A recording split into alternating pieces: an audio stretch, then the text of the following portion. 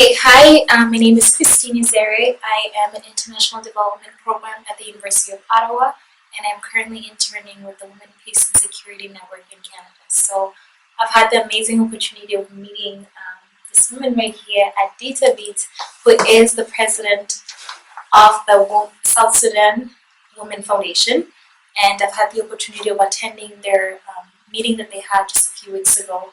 And it's such a great honor for me to have her with me, for her to share the different passions that she's had in creating this organization in Ottawa. So Adit, thank you so much for coming and agreeing to this interview with me. And just to start off, could you just tell us a little bit more about the organization and how you went about creating it and starting it? Thank you for that question. So, one motivation, the first motivation I have is I believe in a better South Sudan and a peaceful South Sudan, which I think is not possible without the women voices.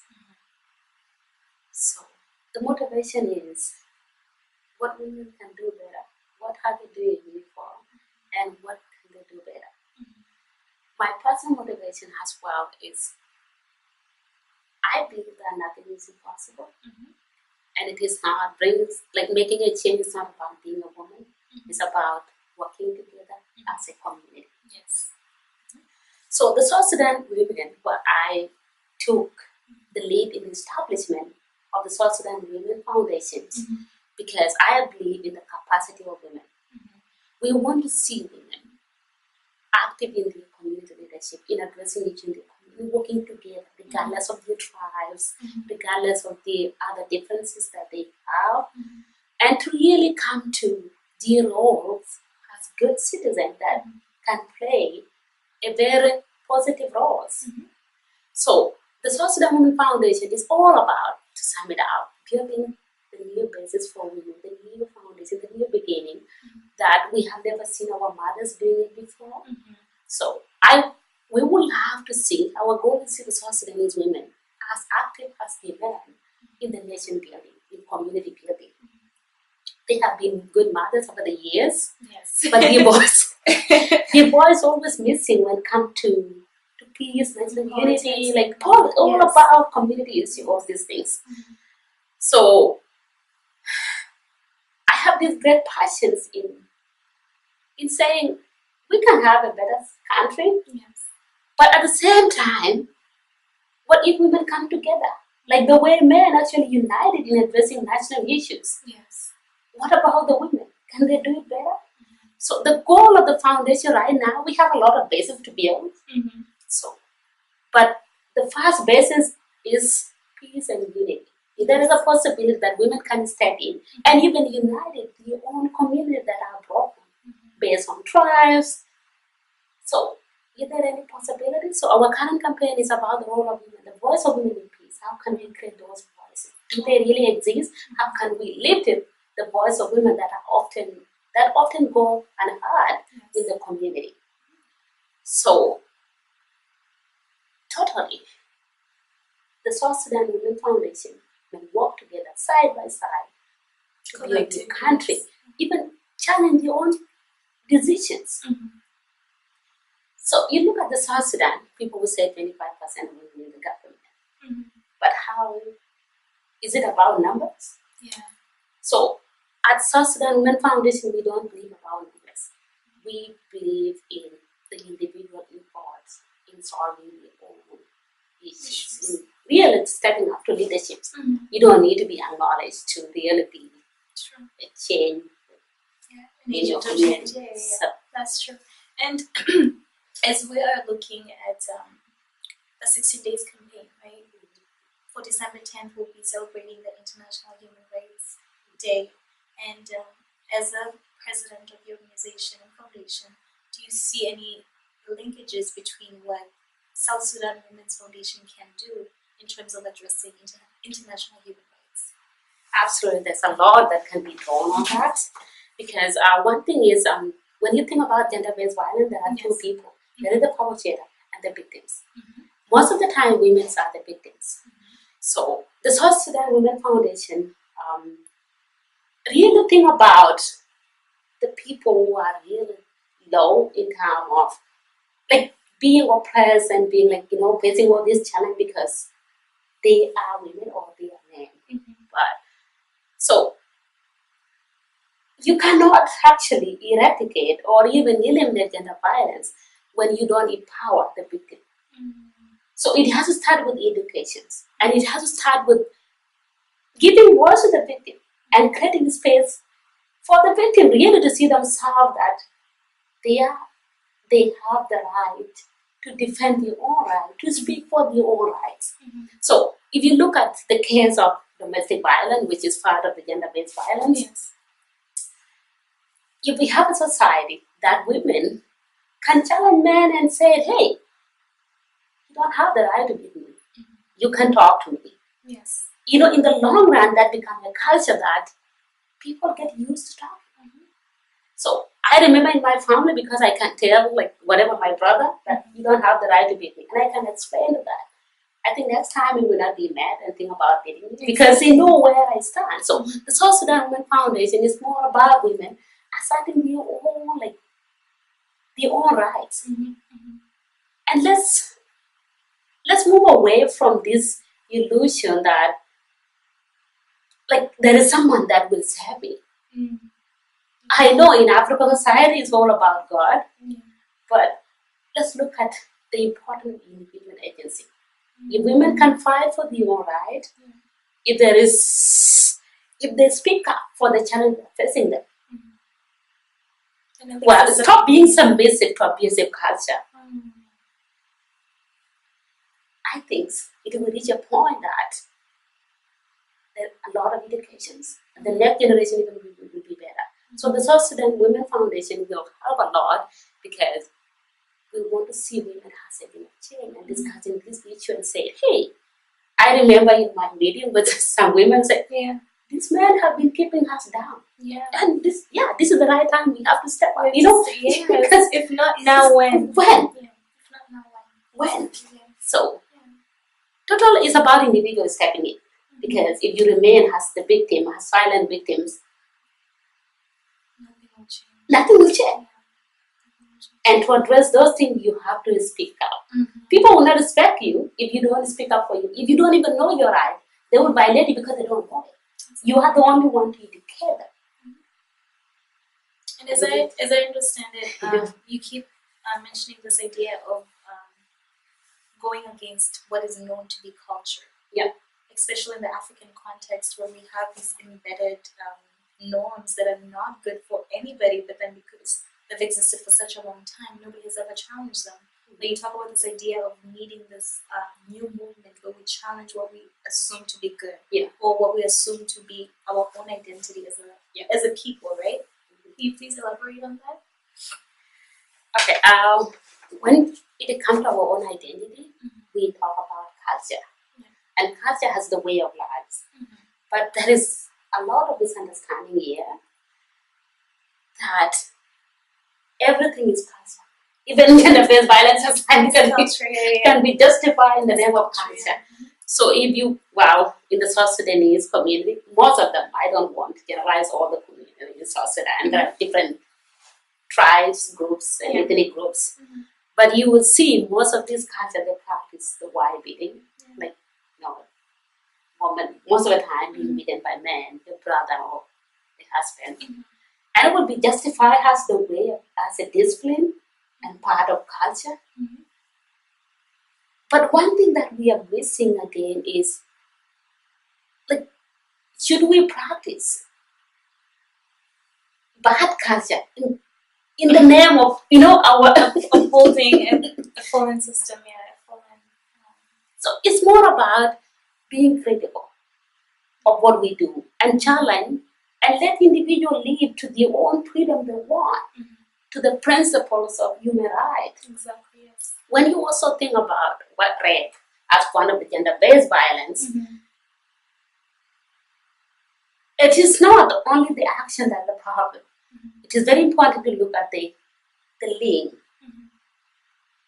between the culture too and the why rape happened. So what happened is, in the society, there is a high inequality in terms of gender discrimination, how we think about women, whatever we think about men. The rape actually is complicated by how society even position women. Because I ask myself, why men would rape women? Like as part of the weapon of war? Like why some men would use, not all men, why some men would use gun, like would use rape as a tool. And it comes down to how society perceive women, position women. So women in some society has been perceived as treasure, as property, something valuable, something that is like the body is sacred. The body is owned by certain individuals. It is like I wrote in one of my poem like collections that when you're born, I was born and I end up to be a bank account. So it is bank account in the way in some culture when you look from the context of the bride price and how you get married, how someone owns you and all these things. It's like you are a resource to your family, you are wealth to your family. And you end up to be a property to another. So if you look at in those societies, some men can be tempted to use rape as the way to anger. And this will even anger other men. They're like, oh yeah, those men who own those women, they're like, why do they rape a woman? Like, it's so humiliating to them. It's challenging the manhood as well. And then complicate the war. Because there will be revenge, there will be a lot of anger. Because in this society, raping a woman is like killing. Which is also true. But it's all come down to culture, how they perceive women, you know? It's almost, the way that I'm understanding it, it's almost as if the way that you view women is you have to almost make her less of a human being. And that makes it okay to sort of do all these other things that we do as a society to make it seem like it's not so bad. Because she's not really a human being, right? And the more you devalue her as a person, the easier it is to continue perpetuating violence against her with no consequences, or even without the idea of thinking back to your own actions as a person or a human being, right? And so I wanted to also ask you, what do you think is sort of the root causes, even within that culture, whereby you find that women are continuously marginalized, continuously faced with situations or even conflicts that are so against who they are as an individual. So how do you tackle root causes of gender-based violence within a conflict country or within a conflict war-torn country? One thing conflict actually wasn't the gender-based violence. Increase the incidences, the occurrence of gender-based violence. People become vulnerable. And if you want to address gender-based, the best way is to address the root cause. The best way to address gender-based violence is to address the root cause. And if you eliminate war, you will have the space to focus on educating people and establish institutions that are aware of gender-based violence. So, in the case of South Sudan, for sure, women are now confined in protection camps, displaced camps, because the environment the atmosphere is so threatened to be existed. Not only rape, even kill. So, the point is, the gender-based violence increase because of war. And this is where the role of the international community can come in. Because if you look at war, everything is interconnected. And if there is anything we can do to address the root cause, then we can focus on really achieving what we want. That's how I look at it. That's good. That's good. And when you talk about bringing in the international community when we talk about war, what role do you think the international community has in really addressing human rights violations in war-torn countries? Because there's two sides. I feel like there's two sides of the coin. I feel like there's one group that thinks that the international community does little to nothing in terms of addressing these gaps between what they say they're going to do and what's actually implemented on the ground. And then there's another group that thinks that the international community is doing such a great job. But then at the same time, when you look at the different politics, even within the international community, you realize that it's not really what is written down as a policy is not actually implemented as it. When I mention about the role in the community, it's more about working together as a global community in addressing those challenges. If you look at the international community in terms of the humanitarian aids, Yes. they have invested dollars and equipment time to address the humanitarian needs. But in case of South Sudan, the international community, well, these are the IGAD, other Western countries playing the role there. Canada is one of them.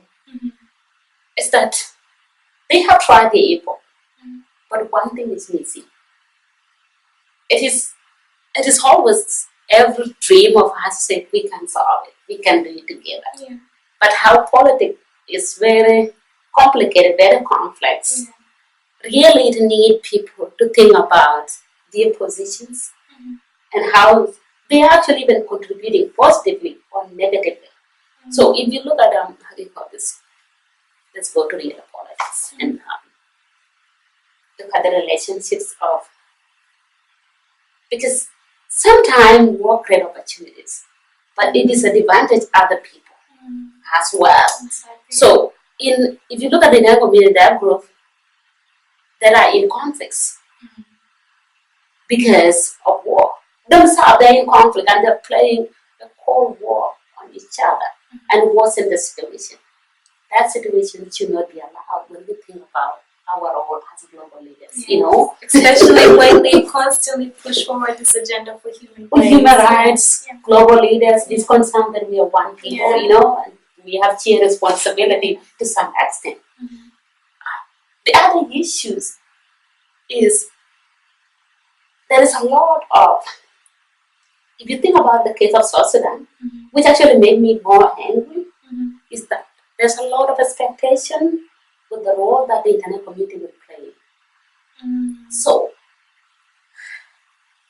I'm not sure about people in the Western country, but people in South Sudan always said, we need the internet community to bring peace. You, like Canada, you should bring peace, you know, we need peace. It's kind of looking at peace in the wrong position. As something external. Something external. When these two people are fighting, I remember the question Hampson has when he was here. Hampson is a Canadian ambassador to South Sudan. Yeah, he was asking from this year, how can we actually bring peace in South Sudan? Because I have been in South Sudan for almost a year now, and people are asking me to bring peace. How is he supposed to do that? How can we do that as Canadians, you know, with our allies? So, it actually, at the end of the conversation, boiled down to looking at peace in the wrong place. So that the warring party are the one, or the conflict groups are the one to unite, you know, to solve their problem. And then there will be support if they need the resources. Totally.